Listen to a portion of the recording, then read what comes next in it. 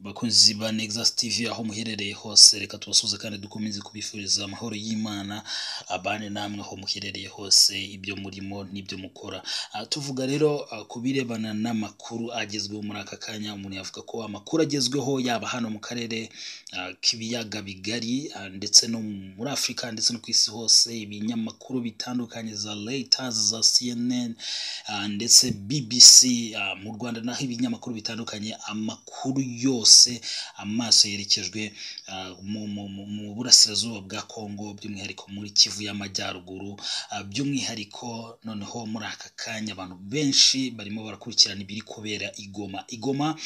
Urugamba rwambikanye hagati ya M23 yamaze kudeklara yuko yamaze gufata umujyi, ariko birumvikana ntago habura abantu bakomeza kuvuga bati twebwe ntago buriya rero nka FARDC, nka Wazalendo, nka FDLR yo biranagoranye cyane ko wenda twakomeje kubona abantu bo muri FARDC bashobora kuba bakwerekera mu Rwanda, ariko umuntu wo muri FDLR biragoranye cyane kuba yafata umwanzuro wo kuza mu Rwanda, cyane ko ari umutwe umuntu yavuga ko ari umutwe w'iterabwoba, ni umutwe ugizwe n'abantu basize bakoze jenoside yakorewe abatutsi mu Rwanda.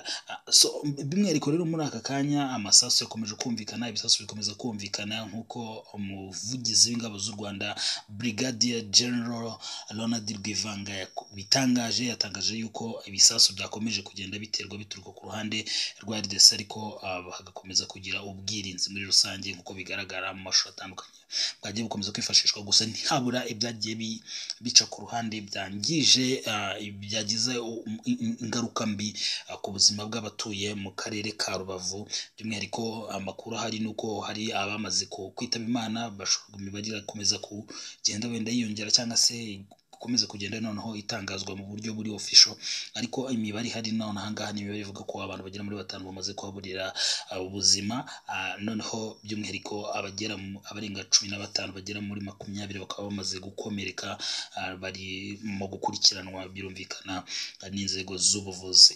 Ibi rero turabivuga bishingiye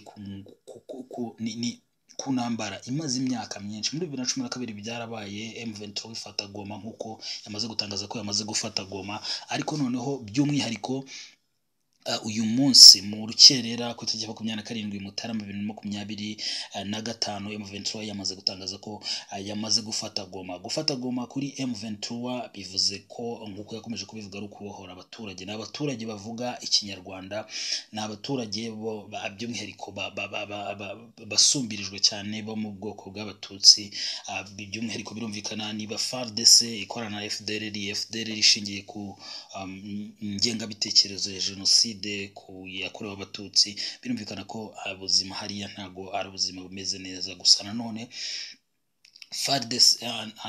M23 yakomeje gusaba Kisekedi ati twagirana ibiganiro, twaganira, twareba ni gute dushobora kuba twagarura umutekano muri kano gace, ariko mu by'ukuri Kisekedi nk'uko byakomeje gutangazwa yakomeje kwinangira umutima, avuga ati sinshobora kuba naganira na M23, ni umutwe w'iterabwoba. Wabita umutwe w'iterabwoba, nubwo hari abasesenguzi mu bijyanye na politike bagaragaza M23 nk'umutwe cyangwa se nk'abaharanira uburenganzira bwabo, nk'abatavuga rumwe na leta ariko bafite umutwe wa gisirikare. Ibyo rero uyu munsi tuvuga ku bijyanye no kuba hari urwango rugaragara cyane rwose rw'abakomeje gushyigikira, niko navuga FARDC mu kwanga abanyarwanda. Ejo niba warakurikiranye amakuru neza, hari umukobwa ukorera Sky News ni kimwe mu binyamakuru umuntu yavuga ko bya internationali, noneho biri no kuri tele, biri gukurikirana amakuru kuri tele. Umunyamakuru waho rero yitwa Yusra Elbagi, ari Goma, ariko mu byo yatangaje ejo yaravuze ati mu by'ukuri ntago hano twabanje guhura n'isanganya, bandebye babona ndimo ndasa n'umunyarwanda, abiba ikibazo gikomeye cyane. Umunyamakuru wa Sky News Yusra Elbagi ubuherereye Goma wavuga ko akomeje kuza imbere mu nkuru zerekana urwango abahanganye na M23 bafitiye abavuga ikinyarwanda b'abakongomani, ariko n'abanyarwanda muri rusange. Bikaba byaraje nyuma y'uko tariki ya 26 Mutarama 2025 yasagariwe n'abarwanyi ba Wazalendo, umutwe uri mwifatanya na FARDC bamuketseho kuba umunyarwanda. Nk'uko yabitangaje binyujije ku mbuga nkoranyambaga ze kandi byanatangajwe ku mbuga nkoranyambaga za Sky News, yagize ati itsinda ryacu ryatatswe n'abasirikare ba hano batekerezaga ko nsa n'abanyarwanda, urwikekwe ni rwose. Ariko se ubundi uyu mukobwa usa n'abanyarwanda akazi usa n'abanyarwanda ni muntu ki wiyemeje kujya mu masasu y'urufaya rigoma ibisasu biremereye? Nk'uko bigaragara ku mbuga nkoranyambaga ze, asanzwe atari inkuru mu rwambariro ku rugamba, ndavuga nyine ahandi haba rukomeye, aho urugamba rukomeye. Tukaba twabegeranije amateka y'uyu mukobwa Yessa Elbagi. Afite ubwenegihugu bwa Sudani n'Ubwongereza, ibihugu byombi bifite amateka mu buzima bwe, yaba ubw'ishuri no mu bisekuru. Yessa yavukiye mu murwa mukuru wa Sudani Khartoum mu mwaka wa 1992, avuka kuri se w'umunyamakuru ndetse w'umunyapolitiki.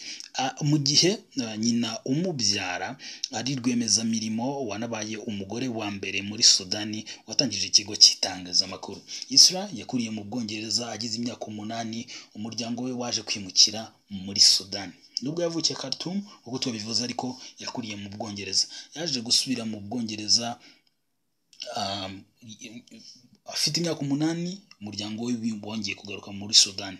Agize imyaka 16 aho yaje gusubira mu Bwongereza, aho yigiye icyiciro gisoza amashuri yisumbuye, aza no gusoreza icyiciro cya kabiri cya kaminuza muri kaminuza ya St Andrew mu ishami ryiga ibirebana n'ubumenyamuntu n'umuco, socio anthropology. Ibirebana n'itangazamakuru yaje gusanga kimwe n'ababyeyi be b'umurimo, atangira kubyitoza aho yigaga muri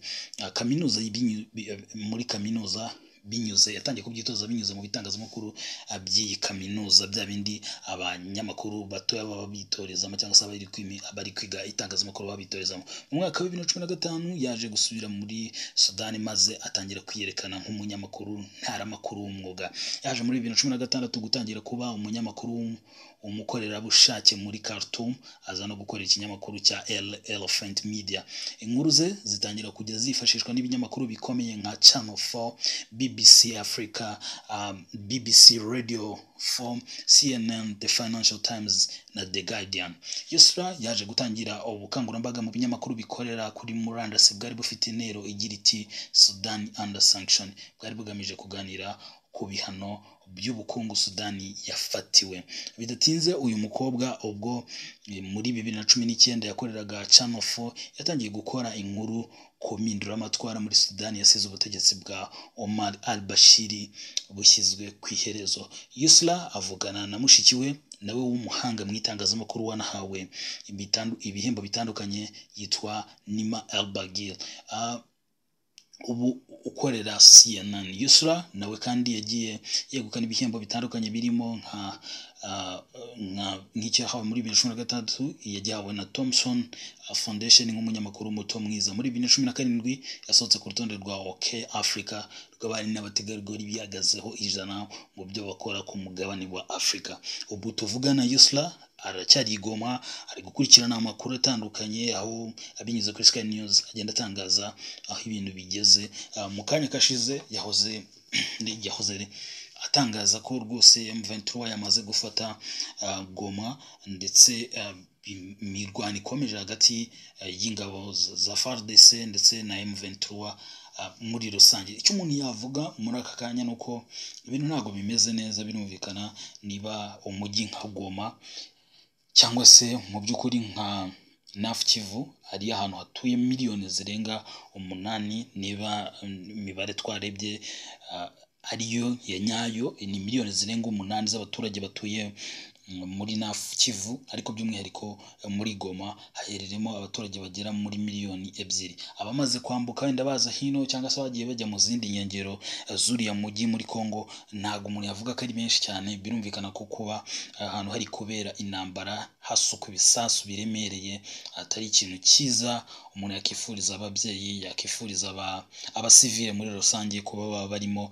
Niyo mpamvu wenda umuntu yavuga ati bibaye bikunze nk'uko wenda Perezida William Ruto yatangaje avuga ati hashobora kuba noneho ibiganiro bishobora kuba byahuza abakuru b'ibihugu bo mu karere k'iburasirazuba byiga ku mutekano, hakaba hafatwa ingamba zikomeye, birumvikana wenda zirimo no kuba wenda leta ya Kinshasa ishobora kuba yakumvikana na M23 bakajya mu biganiro, ibyo M23 isaba ikaba yabihabwa, ndetse n'ibindi bitandukanye bishobora kuba byakoroshya ubuzima bukomereye abana batoya batari ku mashuri, ababyeyi barimo kwirukanka muri rusange, kandi makuru birumvikana ubukungu nabwo buba bugenda buhungabana ku mpande zombi, ku mpande yaba muri ku mpande za Goma, ibihugu bikikije, ndetse n'ibindi bitandukanye. So tuzakomeza kugenda rero tubagezaho aho ibintu bigeze, uko ibintu bimeze, kandi twihanganisha imiryango ya buriya babo, yaba ku ruhande rwa Goma ndetse no ku ruhande rw'u Rwanda. Imana yakirane yombi izoroho kandi zorohereze, ndetse yinoroshye ino ntambara niko umuntu yavuga. So turabashimiye cyane kandi turabakunda.